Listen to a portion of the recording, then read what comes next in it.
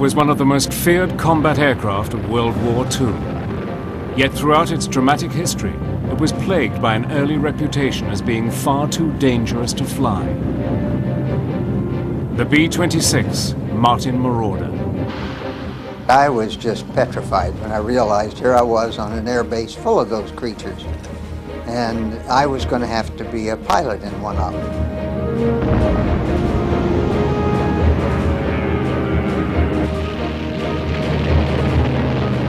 Now, for the first time, the true story of its journey from death trap to fearsome adversary can be told. We knocked it down to rubble. We went twice a day, till we finally knocked it down and killed every German big enough to die. Using unique archive film and detailed color reenactments, Battle Stations enters the controversial and unpredictable world of the Martin B-26 Marauder.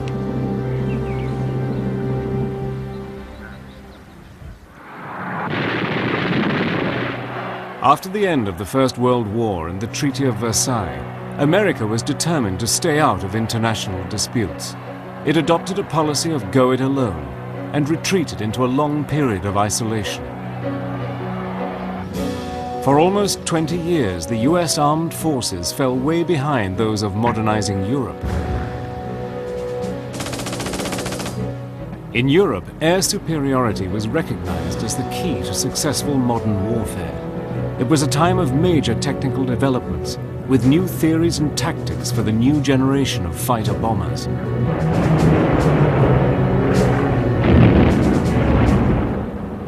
But by 1933, with Hitler's appointment as Chancellor, Germany had embarked on a rearmament program of epic proportions.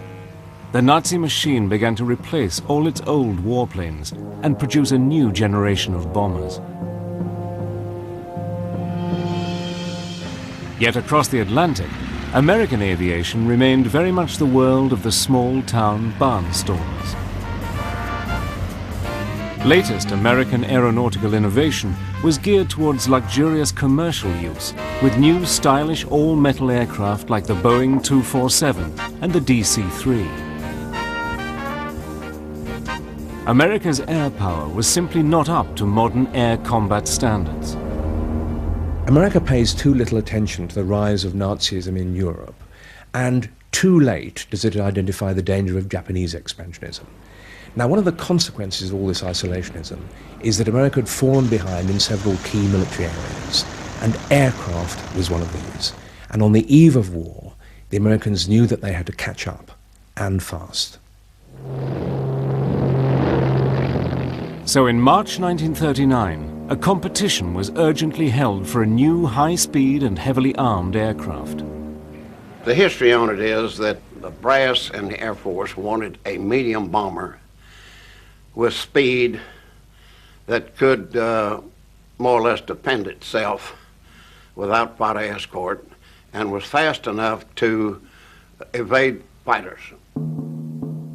Most importantly of all, the new bomber had to be able to go into production immediately. After just 4 months, the results of the competition were announced. The winner was a revolutionary twin-engine medium bomber designed by the Glenn L. Martin Company. The new aircraft had been designed by a young team led by a 26-year-old aeronautical engineer, Peyton M. Marauder.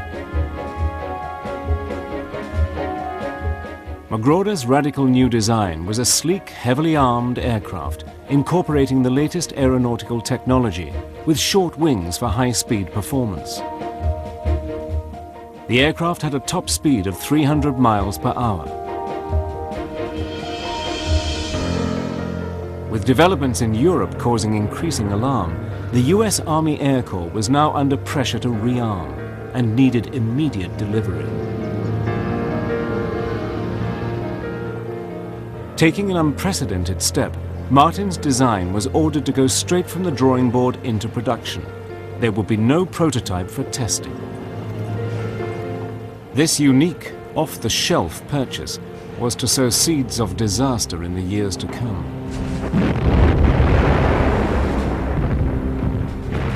Just weeks after the contract was awarded, the expected war in Europe erupted. In a rush, the Army Air Corps ordered additional modifications of extra armor plating, torpedo racks, and a top gun turret, all of which substantially increased the weight of the aircraft.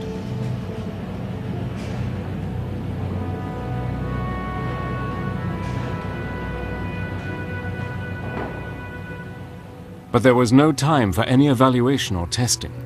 The very first of this new generation of warplanes were delivered straight to the US Army Air Corps.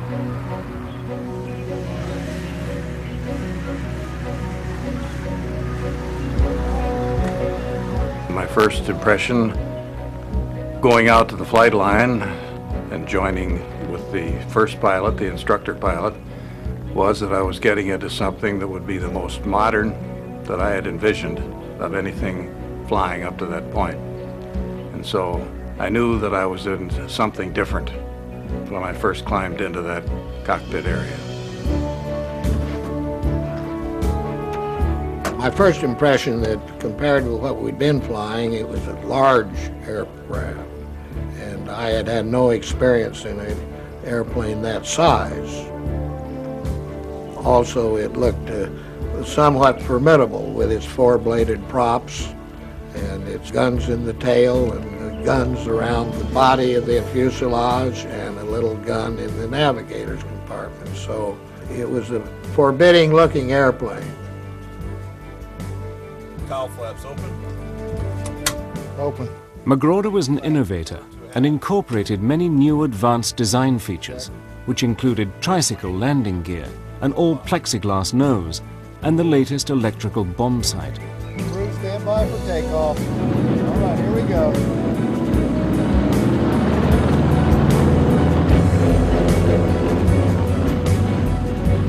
But the additional weight of the Army's modifications had also turned Marauder's streamlined aircraft into a potential killer. The twin-engined bomber now required extremely skilled handling from the new pilots, especially for takeoffs and landings. One of the first ones I flew was the 11th airplane off the line. And they were having quite a lot of problems with it. And if I recall, the second day I was there, one of them went in off the end of the runway and exploded. And let's say that got my attention. I had a feeling that I was trying to learn to fly something that was quite a bit more of an airplane than the trainers I had flown in flying school. And so it was a thrill and also a hint of caution that I'd better handle it very carefully and still be aggressive enough to learn to fly it as well as my instructor. Due to the lack of testing, the new aircraft suffered from a series of problems. Nose wheel struts collapsed, hydraulic lines leaked, fuel lines clogged, and the yet untested four-bladed propellers regularly failed. To make matters worse, by the autumn of 1941, difficulties arose in material shortages in the defense industry. Aluminium and propellers were just not available. The airplanes were coming off the assembly line, but there were no props. So we would fly an airplane from Baltimore to Barksdale and take the props off and get them back up to Baltimore and do this again and bring airplanes down. By the end of 1941, the Martin factory finally completed the first delivery of 261 aircraft to the US Air Corps.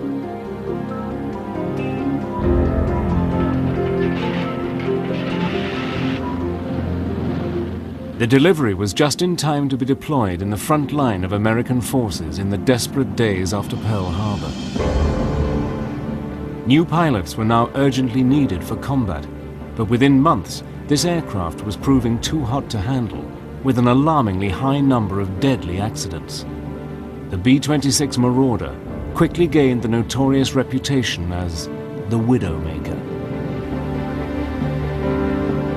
I was just petrified when I realized here I was on an air base full of those creatures, and I was going to have to be a pilot in one of them.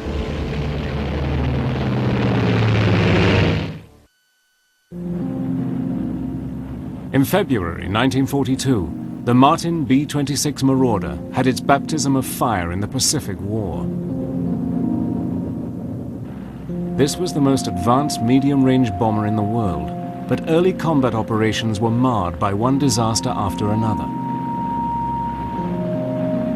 For the new, hastily trained pilots, it soon earned a reputation as a death trap. Coming right out of flying school and going over to Barksdale Field from Arizona, I really didn't know very much about it except that it was new. But once I got there, I began to hear these stories, and then I kind of wondered what I was getting into. They called it the Widowmaker, which it made lots of widows. They called it the Baltimore whore, which is a bad word, but that, they said, it had no visible means of support. And the flying torpedo, they had a lot of bad names for it. Trainee pilots were finding the B-26 too hot to handle. With fast landing speeds of 125 miles per hour, trainees would bring it in too slow. It would then stall, spin, and crash. You had more of a fighter plane feel to that airplane. When you came in for a landing, you didn't just bring it in a nice controlled sliding approach. You brought it in a very steep angle.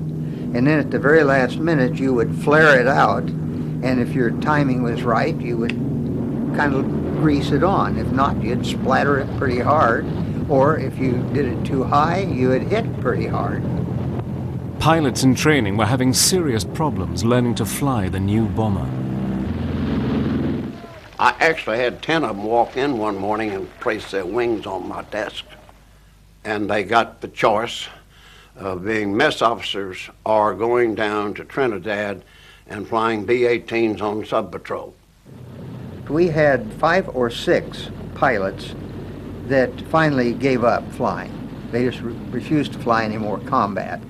And I had unfortunately made a statement to another pilot that I was flying co-pilot for. He was a very ham-handed pilot, and he just he really frightened the daylights out of me the way he flew. So when I got back on the ground after this one mission, I told him, I'm never going to fly combat again if I have to fly with you. Ground crews were also experiencing severe problems in maintaining and servicing the new aircraft. We had a lot of tire problems, and if an airplane blew a tire right at liftoff, it usually killed the crew. And sometimes if you came in and the tire was shot up, one tire was shot up and he landed, well, a lot of times it did kill the crew also. The results were a series of deadly accidents. By early 1942, in a period of just 30 days, 15 B-26s were written off in crashes. One a day in Tampa Bay, that was the motto. I lost a bunch of friends. They had 7 of us graduate from cadet school at Luke Field. They had us flying fighters out there. And in 6 weeks, out of the 7, me and Pete Graves, only 2 left alive. The other 5 are out there swimming around. By now, the Committee on Military Affairs, headed by Senator Harry Truman, had begun to investigate the reasons behind so many fatalities. Were Martin's B-26 Marauders a death trap for American airmen? After 165 accidents and dozens of trainee crew killed, the Truman Committee recommended that all production and flying should be halted. But the Air Force still had faith in the plane and gave the responsibility of salvaging its reputation to General James Doolittle, commander of the celebrated Tokyo raid of April 1942. It would be a do-or-die operation. Jimmy Doolittle probably the best pilot that we ever had. He had flown air races, and he was a B-26 advocate. He thought it was a good airplane. He was always someplace flying. He was not a guy that was a desk jockey. And as a result, he was a pilot's pilot. And he came down and actually landed it on one engine, and he flew around and wrung it out over the top of the airport while all the young pilots were standing there watching him. And they said, Jesus, if he can do that, we can too. You knew that there was a man that had flown a lot of airplanes and knew what he was doing. And he pushed the limits a little bit because he made tighter turns than the rest of us and scared a little of, but we knew that we had a guy that knew what his limits were. The report revealed that the causes of the accidents were due mainly to the inexperience of the pilots and maintenance mechanics, along with the increased heavy weight of the airframe. To stop further problems with the dangerously overloaded planes, the engineers introduced a more powerful engine and also extended the wings by 3 feet.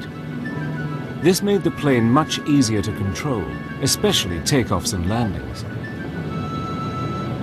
Doolittle organized a new training program for both pilots and mechanics. Flying demonstrations were performed by the legendary test pilot Vincent Squeak Burnett to boost morale and renew faith in the Marauder.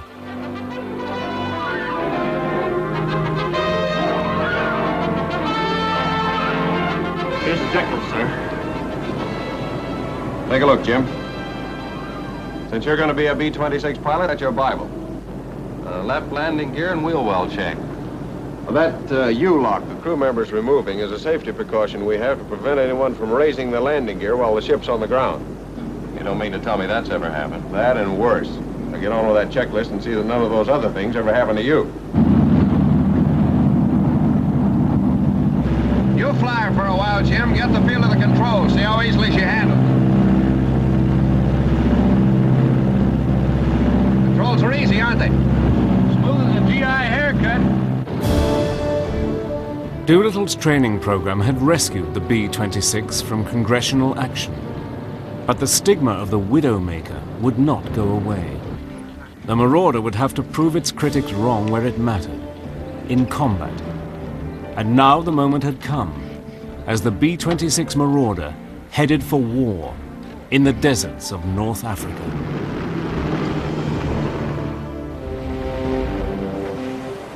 In November 1942, the 319th B-26 Bomb Group joined American forces in support of Operation Torch, the amphibious landings in North Africa.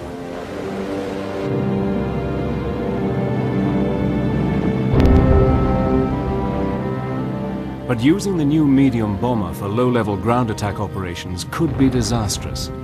Early missions were riddled with organizational chaos. What happened in Africa that we had no strategy whatsoever. There was no bombing strategy, there was no coordination, there was no photographs, maps of the target. They were hand-drawn maps. In fact, our first flight that went out with 5 planes, none of them come back. The crews of the B-26 Marauders were capable of delivering a devastating attack, dropping up to 4,000 pounds of high-explosive bombs. The Air Force tried and tested new tactics, with massed squadron formation flying at medium altitude and bombing a single target for maximum effectiveness. The accuracy of hitting the target was dependent on the combined skills of the pilot and the lead bombardier with his sophisticated Norden bomb sight. The general routine was you had an initial point, they called it, a specific geographic point on the ground. You would turn then and go to what they call the AP, the aiming point. And as you went toward the aiming point, the bombardier would get his Norden bomb sight, which was an early model of a computer. He would get it organized so that he'd say left, left, right, right, up, up, down, down, whatever, to get the pilot and that computer going together. The Norden bomb sight was one of the US Air Force's most secret weapons. This early computer calculated exactly when and where to drop the bombs, allowing for altitude, airspeed, and crosswinds. And so when you get to your point and you call the pilot and say, okay, I have it, and you go straight and level, and you look in front of you and it looks like thunderclouds, it's black, it's dirty, you feel like, and you almost could, that you could see the Germans at their gun positions. then we would go on through. All we could do is just sit there like this because the airplane was being flown by that computer.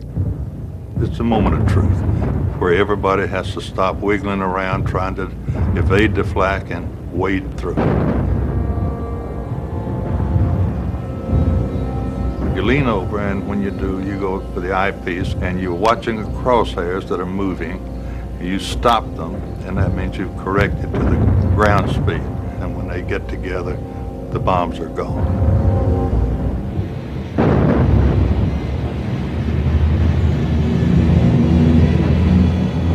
The minute he'd say bombs away, then boy, we had our hands on the controls. Sometimes both of us would be, you know, getting it into whatever direction we'd pre-planned for the breakaway. Time stands still. Trust me, it's a long, long run when it really is probably 3 to 4 minutes, 5 minutes, but it seems a lot longer than that. The home run to the target for the crews of the Marauders was no easy ride. We had done our job, dropped the bombs. We encountered some flak and some fighters, but my airplane didn't get hit. And we were all assembled and going back to our base. But on one mission, one of the Marauders was hit by flak and unable to rejoin the formation. We were supposed to all stay together, and if a guy got crippled, it was his tough luck, but I didn't dare. I didn't want to do that. This guy was out there by himself. He could have been picked off. But I got close enough to be tightened up for defensive purposes to take a look at him. Well, he was flying straight and level, trying to keep it going, but he had to fly slower because he was crippled. So I had a camera there that we all had, that if something unusual occurred, you could use the camera if you weren't busy fighting off something. And while the other guy flew the airplane, I took this picture myself. I noticed what was wrong. Both engines were moving, but underneath there was a big gash in the left wing. There were holes all along the side of it facing me. This airplane flew all the way back. It must have been about 150 miles or so that he flew back with me on his wing. He couldn't make a normal landing. He made a belly landing. Got those wheels up and skidded in. Nobody was injured inside, but the airplane was really wrecked. The Marauder was not only capable of surviving severe punishment, but was also recognized as a valuable kit of spare parts. If it hadn't been for airplanes bellying in, we would not have made it. That was our spare parts, airplanes bellying in, and as soon as we had a crew of people that went over and took parts off the airplane and said, had them put back in storage so we could have them when we needed them. In terms of belly landings as being a source of a possible crash, nobody really worried about that. We could skid that doggone thing right in, whether it was on mud or on a paved runway or not. And if we had to do it, we'd do it. And in fact, most people would rather make a belly landing than get it up there and bail out and let the airplane fall. In the first 3 weeks of operation in North Africa alone, the B-26s of 319th Bomb Group had flown just 20 missions, losing 10 aircraft and 40 men. Now it was the B-26's combat losses that were called into question.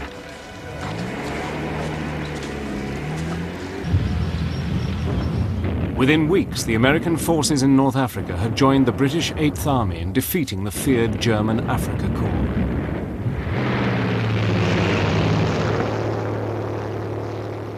The Air Force continued to experiment with the B-26, bombing at different altitudes, but soon realized that it was most effective between 10 and 12,000 feet, exactly the height it was originally designed for.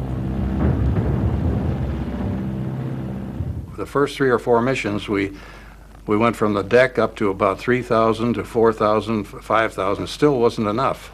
But very soon we learned that you had to get up above 7,500 feet to be safe from the kind of anti-aircraft, light anti-aircraft flak that they threw up at you.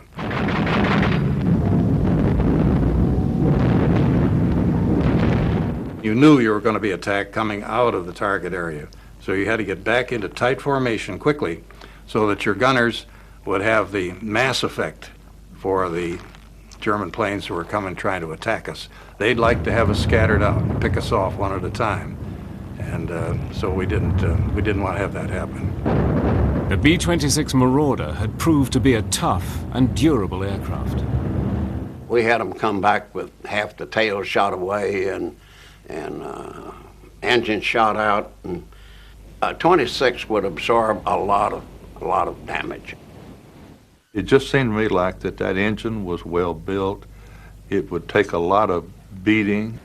We had occasions where engines were shot out. We've been beat up any number of times where you get damage to the plane.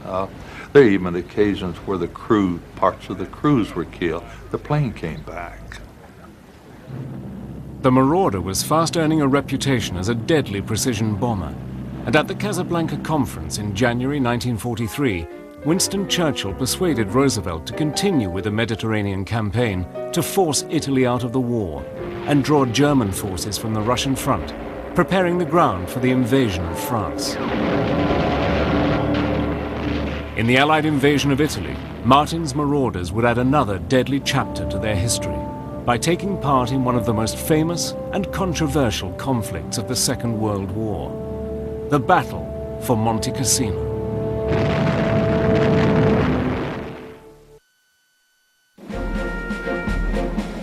By 1943, a change of tactics from low-level to medium-altitude bombing and the combat experience of the Marauder crews had finally brought a change of fortune.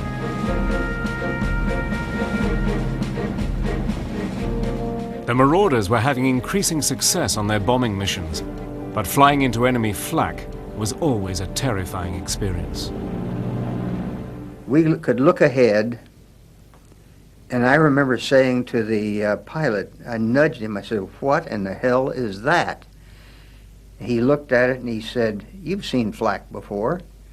I said, "That's flak?" Well, here was this solid black band with red flashes all through it. Well, the Germans had already picked up our altitude, direction, and everything else, so they were just laying a barrage into our flight path. And I don't know how we got through that. I mean, you can almost walk on this stuff. It's big black puffs. And when you have one where your airplane shudders, that means you done took on some of this stuff. When you could see flak, then it was reasonably close. When you could hear it, it was very close. When you could smell it or feel it, it was terribly close, within 40 feet of you. Well, that's what we felt all the way through that black cloud, was the aircraft just bouncing, and the smell of cordite or whatever that powder is. We could feel the stuff, we could hear it, we could smell it. I was there as we were on the bomb run before we got to the target, and we were getting an awful lot of flak. But pieces began to fly off of our lead ship. They were bouncing off of us, and it was a scary experience. I had to try to keep straight and level while we're trying to get on our target. But in doing that, and worrying about the bursts of flak that were coming all around, all of a sudden I found there was a bump on my head, bang, like somebody hit me with a hammer and knocked my goggles flying and whatever else I had on my head to protect my skull. But it was a sudden shock. And what had happened was that a piece of flak came right through plexiglass, right straight ahead of me. And of course, if I'd have been done like my grade school teachers used to say, sit up straight, Conlon, I'd have been dead, and I would have gone right through here. Fortunately, I was a little slumped, and it went right through here, grazed the top of my scalp, but it hit hard, drew a lot of blood. It was a shock. It was a surprise, and I didn't know how bad it was, but I was not unconscious, so I could still function, but I had to get this blood stopped, and so the next thing happened was someone was bandaging me, and the other guy was flying the airplane till we could get back out of this flak, and fighters were now coming in too. I had a whopping headache for the next day, but other than that, I was okay. The Allied invasion of Italy was launched in September 1943.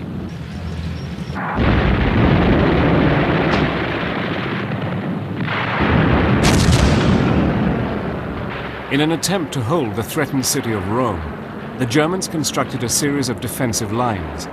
The last and most formidable, the Gustav Line, was anchored on the heavily fortified garrison town of Cassino. Strategically, Monte Cassino is absolutely pivotal.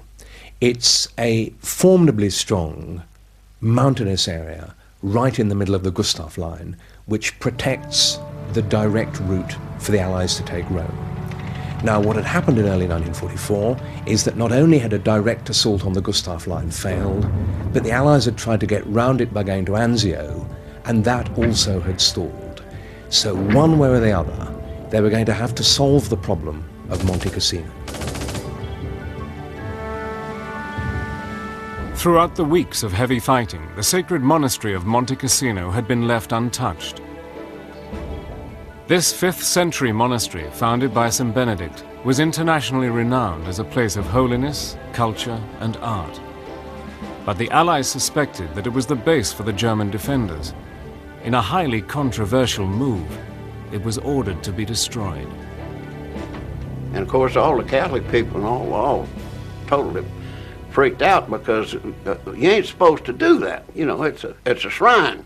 Well, it ain't no shrine if the Germans are in there with machine guns killing our boys. Gentlemen, we all know the purpose of this operation against Cassino. The timing works like this, sir. The attack will be opened by medium bombers, beginning with the B-25s, the Tactical Air Force. Then come the heavies in waves of 15-minute intervals. Following the heavies, the B-26s will complete the attack. And during the briefing there, as I say, we had a Catholic chaplain get up and asked if any Catholic present, and there were some, you know, in every group. And the next question was, do you want to go? And if you don't want to, you don't have to. Yeah, but the Pope said, give them hell. So we did. The sky was full of every kind of aircraft that I knew of in the whole Southern European theater. The B-17s, B-24s, the P-47 dive bombers, the Spitfires that we had covering us, the P-51s that had just come in. Everything was in the air. The Germans were firmly dug in, and as the formations of marauders approached Monte Cassino, the skies were ablaze with flak from the German guns.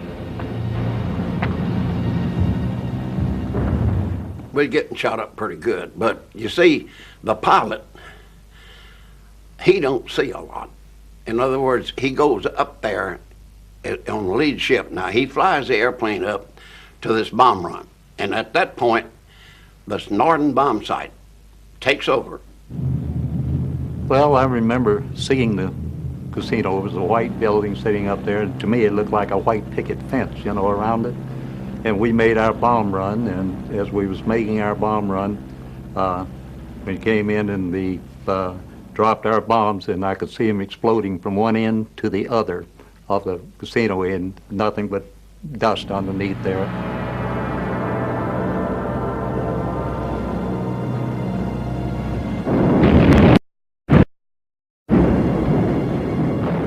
On February the 15th, 1944, to the shock of the world, the monastery was leveled. The accuracy of the B-26's bombing proved without a shadow of a doubt that if used properly, Martin's aircraft was a potent weapon. It was solid stone, you know. Them friars built a heck of a shrine. They walled on that thing was 6-8 foot thick. We knocked it down to rubble. We went twice a day. So we finally knocked it down and killed every German big enough to die. The Germans, after we bombed, they come out of the rubble and were still holding it, so the British and the Americans both had a hard time taking it, even after we blew it up. The bombing of Monte Cassino was a tragedy.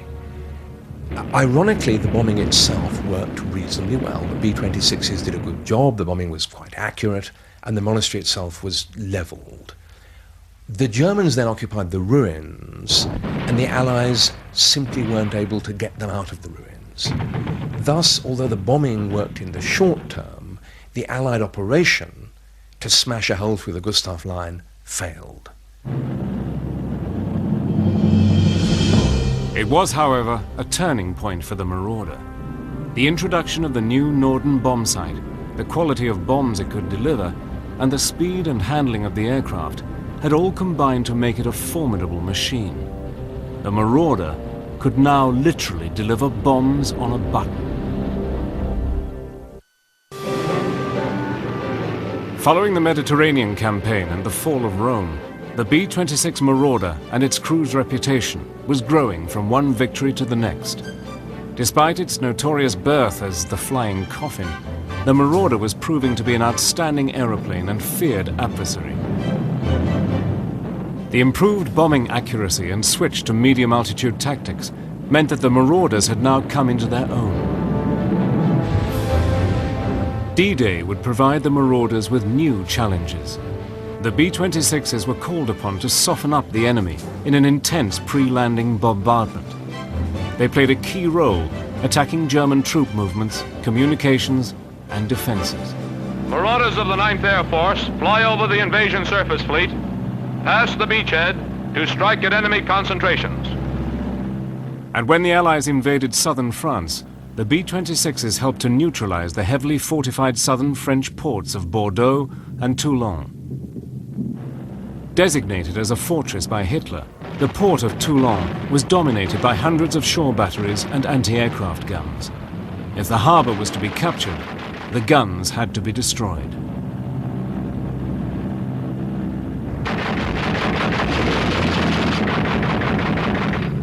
From 10 to 11,000 feet, we could put 90% of the bombs in a 600-foot circle.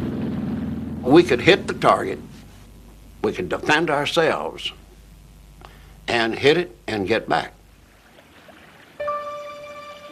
In 48 separate missions, losing just 8 aircraft, the Marauders dropped one of the most concentrated barrages of the war. Never before had the Marauders' ability as a precision bomber proved so effective. On August the 23rd, 1944, Toulon fell. The Allies' successful campaign continued across occupied France, and by August 1944, Paris was liberated. Now, with Germany buckling under, the Marauders were deployed in bombing enemy defensive positions on the eastern side of the Rhine. The medium bombers were ideally suited to destroy the enemy's road and rail networks. In the final months of the war in Europe, the formidable B-26 crews were flying a record number of missions, often under heavy attack. The much-maligned medium bomber now had a reputation for flying into battle and achieving pinpoint accuracy.